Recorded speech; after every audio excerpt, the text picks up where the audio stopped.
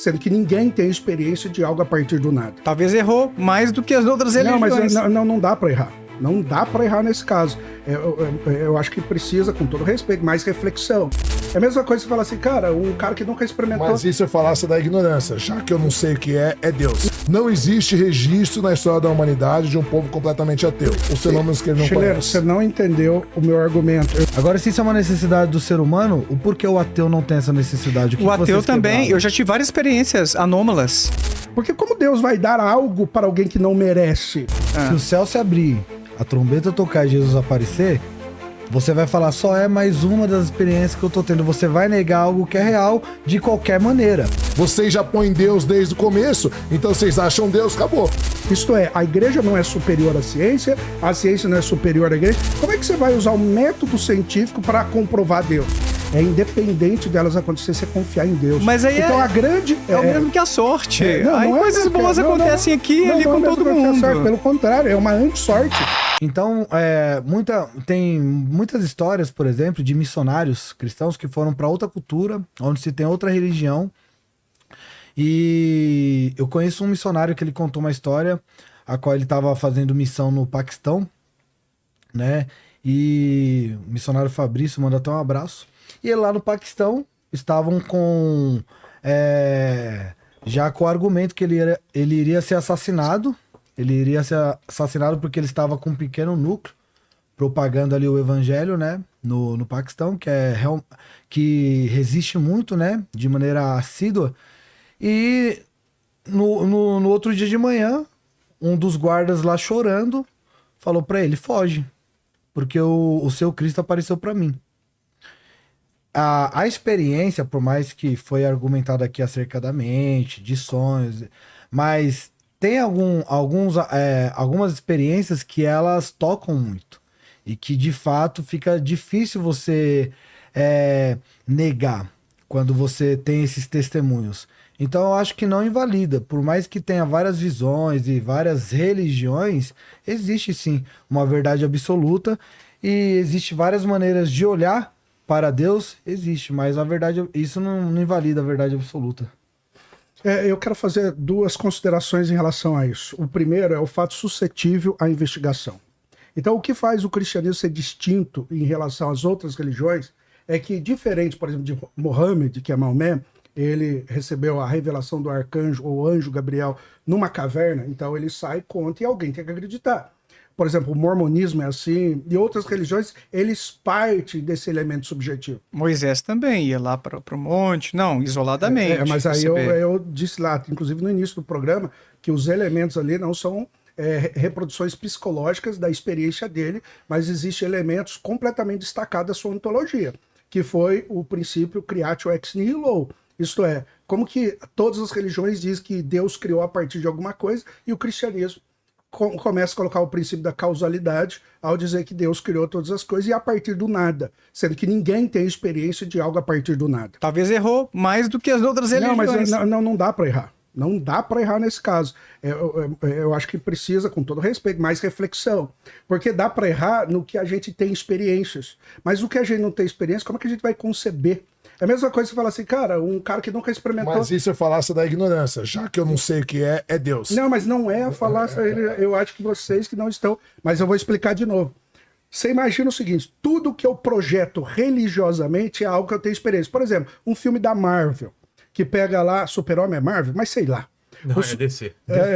DC. Mas vamos lá, vou colocar o Super-Homem. Herege. Herege. Doeu meu coração agora. Mas aí, rapidamente, vamos lá. E aí, por exemplo, esses elementos quantificados no Super-Homem, ele voa, o homem voa, não, mas ele pega um outro elemento que voa e sintetiza, porque ele tem experiência com voar, experiência com a humanidade, quantifica isso em músculo, em força e tal.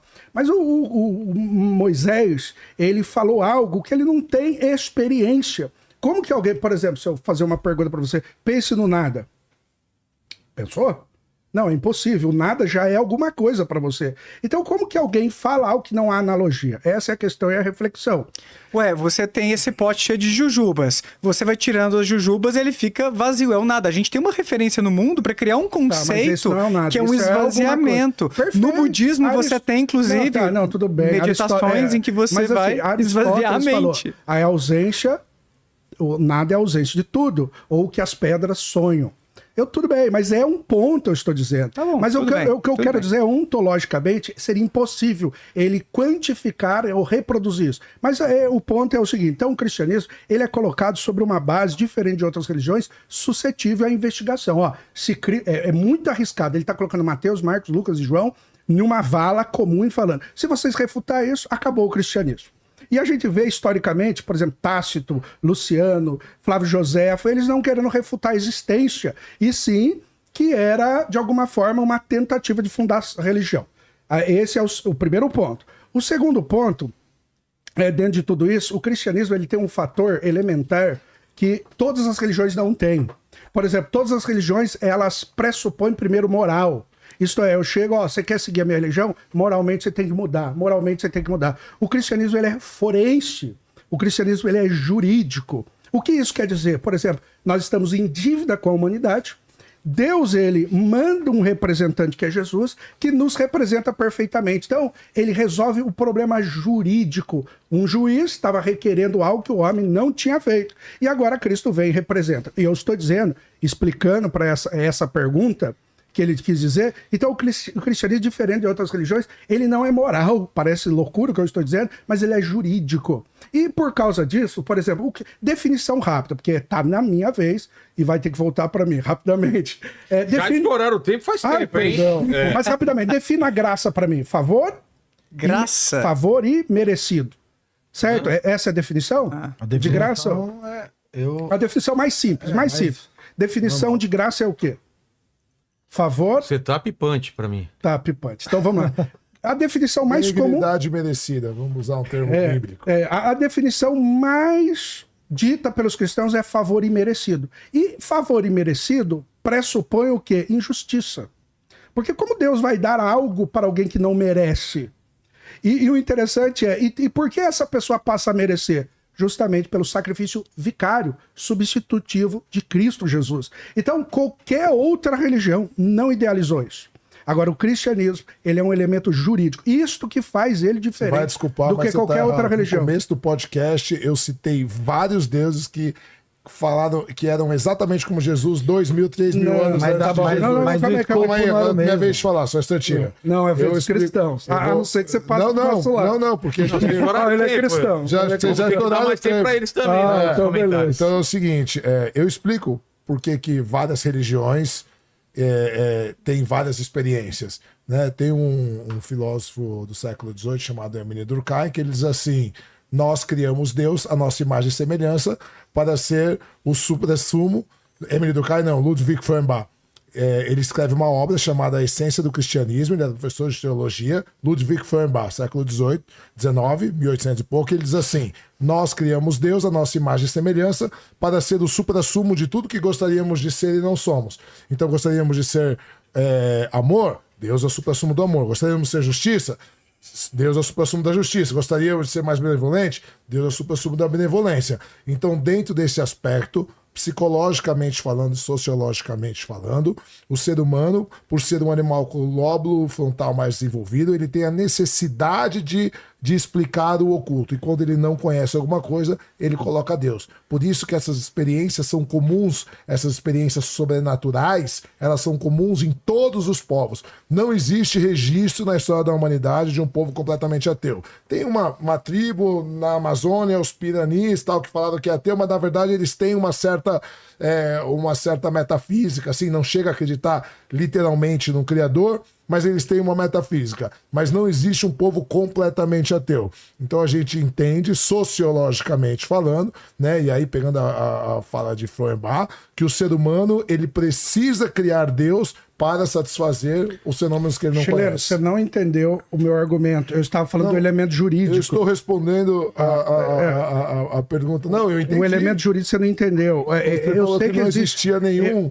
Não existe o elemento jurídico. Todas essas religiões de relacionamento são morais. A graça já existia muito antes do cristianismo. Eu sei que sim, porque é uma percepção cristã. Mas assim, O meu argumento, eu espero que o irmão, a pessoa que perguntou entenda, mas talvez por causa do tempo do podcast, mas eu quis dizer que esse elemento de relacionamento é jurídico, nenhuma outra religião apresenta ele. Ele apresenta esse conceito de Deus, busca ontológica, etc., mas por meio do crédito e débito, isto é, eu faço e Deus me dá. E o cristianismo, ele é total. Eu quero mostrar o ponto de distinção, que é a justificação pela fé, que é o ato forense, é isso que eu quis dizer. Mas a gente tem na psicologia, só retomando um ponto que eu trouxe antes, para dar resposta ao cara também, à luz da ciência, estudos sugerindo que nós temos uma maquinaria neural que torna muito provável a gente acreditar em atribuições de causalidade que pressuponham agência, ou seja, nós temos um cérebro que nos deixa inclinados a imaginar mentes alheias.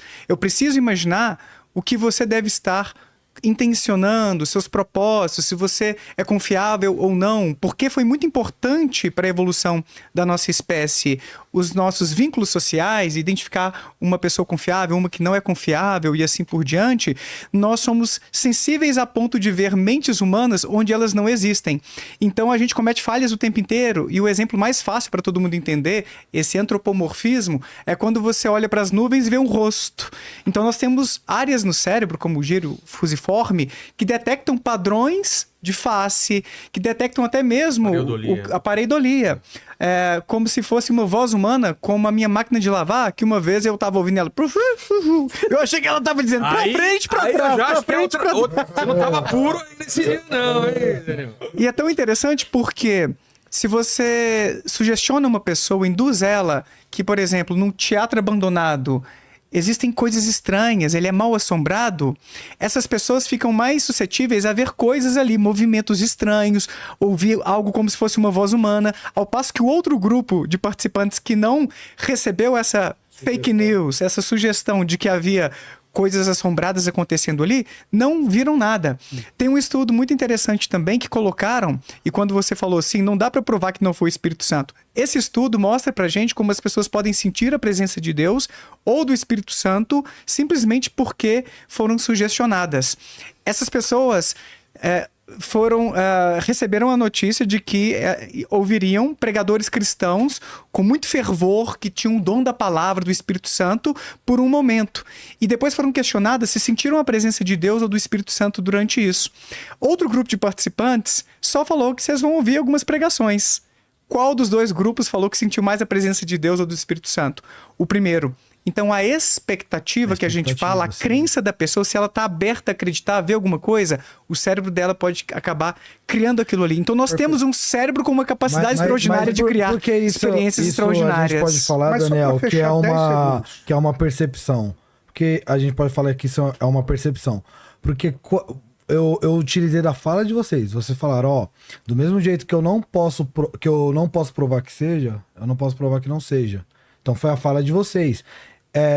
Quando vocês tratam a experiência como uma necessidade biológica do ser humano, como se o ser humano tivesse essa necessidade, defina a necessidade, porque se eu necessito me alimentar, eu vou ter que me alimentar. Agora, se isso é uma necessidade do ser humano, o porquê o ateu não tem essa necessidade? O ateu também, eu já tive várias experiências anômalas. Eu já vi a minha bisavó depois que ela morreu. Eu estava outro dia com um taxista em Floripa que falou assim, cara, você é médium e não percebeu, você tem que desenvolver essa sua mediunidade. E nem contei a ele todas as experiências incríveis que eu já tive. Depende de ver coisas... Depende de quanto você vê, você deixa de ser médium e vira ótimo, né? Olha o Vilela, mano. E aí, Léo? Essa foi boa. Porque as pessoas podem ter essas experiências, e ateus têm essas experiências também, e a gente pode simplesmente interpretá-las como um bug do nosso cérebro. A gente não necessariamente tem uma necessidade de acreditar em Deus. Também, né? Sensação de que você já teve naquele lugar. A grande questão... Só para finalizar aqui rapidamente.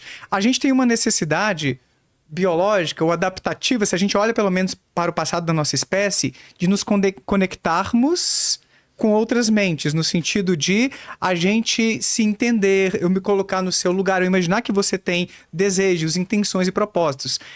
Essa foi a pressão seletiva para o desenvolvimento da nossa cognição social. Agora, isso gera efeitos colaterais, que a gente ver ou imaginar mentes onde elas não existem. Saca? É um subproduto. Mas foi o que eu falei do materialismo na prática, e eu dei o exemplo no começo. Se o céu se abrir, a trombeta tocar e Jesus aparecer, você vai falar, só é mais uma das experiências que eu tô tendo. Você vai negar algo que é real de qualquer maneira. Então, por isso que eu tô falando que quando você fala assim, não dá pra provar que não existe, mas também não dá pra provar que existe, é por isso que eu falo que na prática o ateu, ele sempre tende a falar, a provar que não existe. Ele não trabalha com a possibilidade de existir.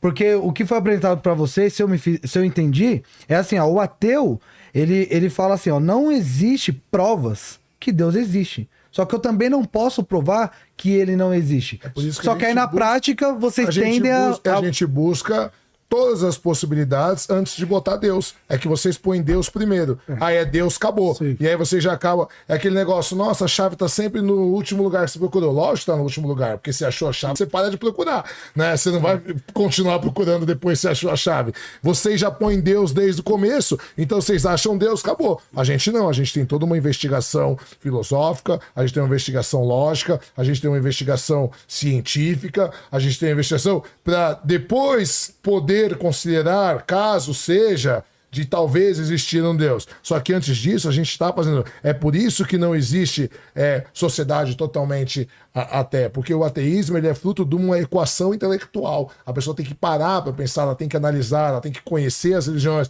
ela tem que comparar para que ela realmente possa chegar à conclusão de que ela não vê uma evidência. O ateísmo não é uma coisa automática. Essa é a diferença. O ateísmo ele não vai... É uma construção. Não, ele é uma construção pessoal de que você está procurando algo e você não encontra. E o cristianismo não pode ser uma construção também? De você ir se relacionando, investigando. Mas ele é socialmente imposto, a gente nasce... Mas por que imposto, chileno? Porque a gente nasce numa... Olha só. Deixa eu só falar o negócio que eu ia falar. Vocês não entenderam o argumento que eu estou dizendo que Deus é completamente outro. Então toda a concepção de percepção de Deus não é o Deus das Escrituras. Porque ontologicamente ele não tem experiência. Então esse negócio de experiência não é com Deus, se ele não se revelar de uma maneira, porque você não tem como capturar, alcançar esse Deus. Entendeu? Agora, a causa e a metodologia é diferente. Por exemplo, ele falou que o ateu, ele investiga e tal, então o método é indutivo. Nem todo ateu, na verdade. Não, tá, mas assim, tá bom. Mas vamos lá, o método... Hoje virou meio modinha, né? A gente agora, hoje em dia o método é indutivo, o seu é indutivo, o nosso é dedutivo. E qual é o problema? Por exemplo, indutivo é da parte para o todo. A chegar agora o nosso é dedutivo, do todo para a parte. Mas isso não faz com que limite alguma coisa, pelo contrário. A partir desses pressupostos, a gente vê, por exemplo, a Universidade de Harvard, que foi fundada por puritanos e uma série de coisas. Então, partindo de Deus, a sociedade e o tripé, você vai concordar, ocidental se fundamentou no quê? No filosofia grega, direito romano e valores morais judaicos e cristãos. Porque pessoas que saíram da antiga... na Inglaterra, fundaram os Estados Unidos, criaram Harvard, Yale, e todo o desenvolvimento tecnológico que até então surgiu por essa visão, trouxe avanços maravilhosíssimos. Então, assim, qual é a diferença? Tanto que tem uma frase, quando fundaram Harvard, eles falavam, e temendo que os nossos pais repousassem e deixassem um clero ignorante, nós construímos Harvard. Isso é verdade para Deus e verdade para a igreja. Não era o lema de Harvard? Isto é, que eles não queriam deixar pastores ignorantes. E a partir disso... Mas tem um porquê histórico disso, né? As universidades elas começam a nascer depois da Reforma Protestante, porque a Igreja Católica começou a querer evangelizar o povo porque ela estava perdendo fiéis. A Contra-Reforma. Né? A Contra-Reforma. E aí o que acontece? Como ela estava perdendo fiéis, né? E aí começa a existir não só a Reforma Protestante, como depois tem a Igreja Anglicana e uma série de outras coisas, a Igreja Católica começa a criar escolas e universidades para poder evangelizar desde criança e poder criar profissionais que fossem capazes que já de crer em Deus. E aí os protestantes, para não ficar atrás, então, por exemplo, o Canadá, os Estados Unidos são colonizados por protestantes, e tem uma grande diferença da colonização católica para a colonização protestante, inclusive financeiramente, né? Porque o católico era Max Weber, né? exploração, e aí os protestantes também começam a criar universidades para também poder criar intelectuais que fossem capazes de responder à altura. Então, é uma ignorância quando o pessoal fala assim, as religiões que criaram universidades. Claro que criaram universidades. É óbvio, porque o mundo todo era religioso. entende? Os ateus são minoria, mas não é por causa foi por causa da perda de fiéis. Não necessariamente chileno, só um ponto A e ver se você concorda na questão histórica. Porque é na questão do desenvolvimento do ensino. Por exemplo, as escolas dominicais, os cultos de ensino, a reforma protestante é a ideia de não reter a Bíblia como o romanismo estava fazendo. Perfeito. Então começa nos lares estudos, a questão do... porque a igreja... Isso, porque a igreja romana pensava o quê? Vamos deixar o povo mais ignorante pra gente dominar e controlar. É por isso que você falou que se atenta na questão semântica, eu também. Os verdadeiros católicos são os protestantes que voltaram à forma original da igreja, na minha concepção. Porque o catolicismo era assim, vamos emburrecer a igreja e vamos começar e vamos continuar dominando. Tanto que a missa era em latim. Exatamente, o povo nem entendia. E o latim era tido como a língua que os anjos falavam, inclusive. Agora... vai ter nos estudos nos lares, os estudos nas casas, e automaticamente isso vai originalizar lá na frente a universidade. É porque a maneira que você colocou, talvez não proposital, e por isso que eu tô até voltando. É a universidade protestante... Não, só para finalizar, parece que foi proposital, foi um plano do protestantismo. Não, é que é o seguinte, você não entendeu. As universidades, as primeiras a aparecer, são católicas. Por medo exatamente da secularização do protestantismo. Porque o protestantismo ele começa a educar o povo. Ó, gente, tá aqui, ó, Bíblia, o que a gente tem que se apegar a isso daqui, não é o latim que o Papa fala, nada. Somente as escrituras. Aí só uma escritura. Isso. Que aí ela elimina o magistério e a tradição, sim, certo? E aí o que acontece? As igrejas católicas começam a criar essas universidades exatamente para combater a evangelização secular bíblica que o protestantismo estava promovendo. Inclusive, que todos os santos católicos eram santos que eram de família rica, abriram mão da pobreza, abriram mão da riqueza, ficaram pobres, e a igreja sempre vendeu isso, a igreja católica, que você tem que abrir mão da pobreza, inclusive da riqueza. Inclusive, Jesus, no Sermão do Monte, ele tem uma série de falas, né, que a igreja usa para isso, né?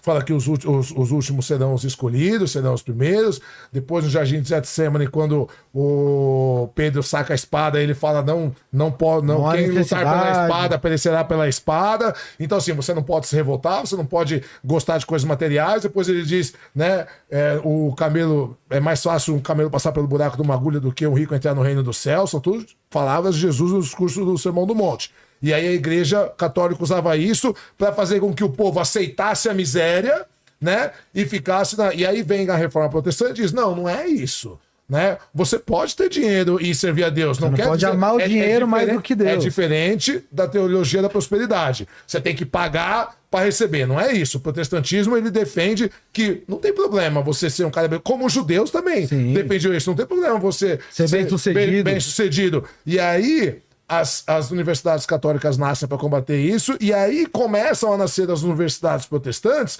para que também nascessem intelectuais que pudessem responder à altura dos católicos, entende? Mas essa secularização da educação, ela é originária da religião, isso é inegável, não tem como a gente negar. Só que os motivos foram outros, não é porque eles queriam incentivar a ciência e tal. Os motivos foram exatamente religiosos, mas com o tempo eles foram desenvolvendo intelectuais, os intelectuais foram desenvolvendo a ciência. E tanto que existem muitos cientistas que são cristãos, cientistas que são hindus e cientistas que são ateus. E isso necessariamente não diz nada. É que talvez, é que assim, o protestantismo, a ênfase pode ter sido no estudo bíblico, na questão sacra e tudo.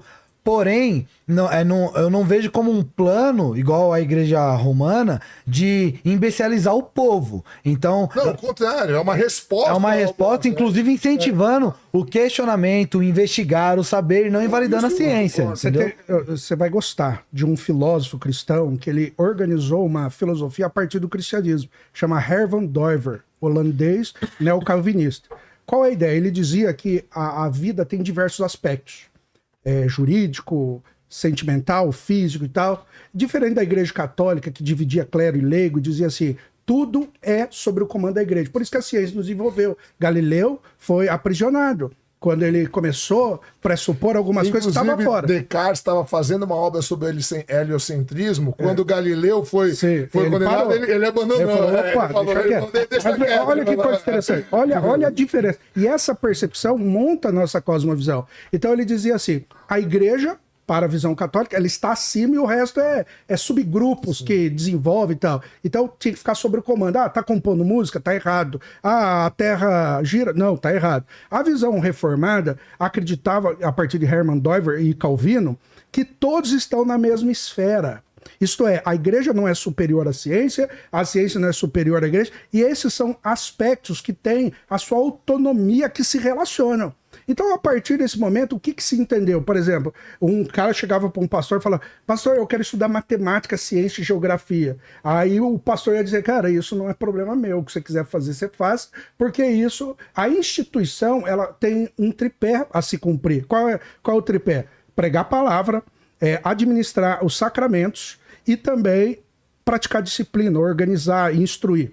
E esse ambiente não é nosso. Aí Abraham Kuyper faz um dualismo maravilhoso. Ele fala assim, a igreja como instituição, ela tem a sua esfera e ela não pode invadir a esfera da psicologia ou qualquer um que for. Não, não cabe. Mas nem era o secularismo em si, a percepção, né? Mas não cabe isso. Entretanto, cada um se desenvolve na sua área e o objetivo é a glória de Deus. Isso levou a ciência a evoluir justamente porque a igreja falou, cara, eu não tenho o que se falar. A igreja, ela tem por objetivo falar de outros assuntos que não são esses, que você quer trazer para o guarda-chuva da igreja. Aí Abraham Kuyper, ele falava assim, então a igreja como instituição é uma esfera soberana, mas não se envolve com as outras. Mas a igreja também é organismo, isto é, os fiéis se movimentam no mundo fazendo boa literatura, boa arte, boa ciência. Então, por isso que não foi esse o objetivo. Quem fez muito isso também foi o islamismo. É que hoje a gente vê um islamismo radical, mas se você parar no ano 800 até o ano 1000, enquanto o cristianismo, que era a época das cruzadas, era conhecido como a religião da morte, do terror, o islamismo era conhecido como a religião do amor. Tanto que o nosso alfabeto é indo-arábico. Porque quem desenvolveu foram os árabes. 80% das estrelas são nomes árabes. Sim. Porque eles incentivavam a cultura, eles incentivavam. Então, assim, concordo com você nesse ponto. Mas os árabes, os islâmicos, ele tem um problema. Porque quando eles foram incendiar da Babilônia, não, da Grécia, onde continha todos os livros... Alexandria. A Biblioteca de Alexandria. Quando eles foram incendiar lá, o que aconteceu? Por quê? Segundo a visão islâmica, todos os livros não prestam e só o Corão podia ficar lá. Eles incendiaram. Aí descobriram o quê? Aristóteles lá. Colocaram embaixo do bolso e começaram a estudar Aristóteles. E aí o que aconteceu? Aí, por causa disso, eles se desenvolveram. Mas se partir do pressuposto de Alcorão... Tá séculos sim, não, mas eu estou dizendo que o desenvolvimento... Sim, eu entendi acabou, por exemplo, a matemática, por exemplo, o silogismo depois de Tomás de Aquino, que era Aristóteles, foi justamente por causa disso. Ele falou, opa, esse negócio é bom, mas não que eles queriam.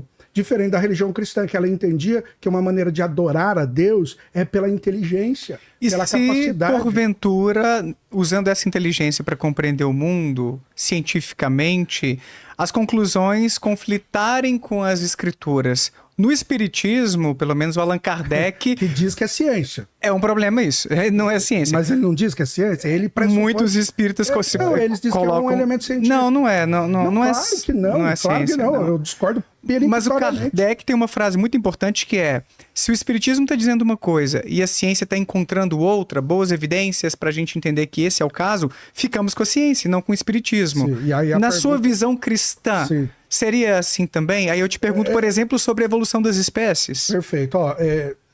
O que acontece? Como a gente acredita que é dois óculos, um óculos com duas lentes, a qual um não vai conflitar o outro, e o mecanismo científico não pode confrontar Deus. Eu não estou dizendo que ele não pode porque ele é cerceado pela religião. É porque o método científico não predispõe no próprio sistema. Ele diz, opa, eu fico por aqui. Eu não posso invadir essa esfera. Como é que você vai usar o método científico para comprovar Deus? Tem uma pesquisa que testou, por exemplo, o efeito de preces intercessórias e encontrou que o grupo que recebeu as orações não teve uma melhora significativa, superior ao grupo que não recebeu as orações. Isso não fere nada o cristianismo, porque, na realidade, a fé não é você movimentar as coisas para que elas aconteçam. É independente delas acontecer, você confiar em Deus. Mas aí então, a grande... É o mesmo que a sorte. Aí não coisas boas acontecem aqui e ali com todo mundo. Pelo contrário, é uma anti-sorte. Porque você fala assim, a fé verdadeira é você viver como as coisas muitas vezes não vai prosperar, não vai realizar, e mesmo assim você vai dizer, eu creio nele. Então, no final das contas, estamos no mesmo barco, porque ateus e cristãos têm bênçãos e desgraças na vida. Mas isso é o que a Bíblia diz, o sol nasce sobre todos e a chuva cai sobre todos. Então veja que não é essa proposta cristã de dizer que por eu orar alguém vai curar, não.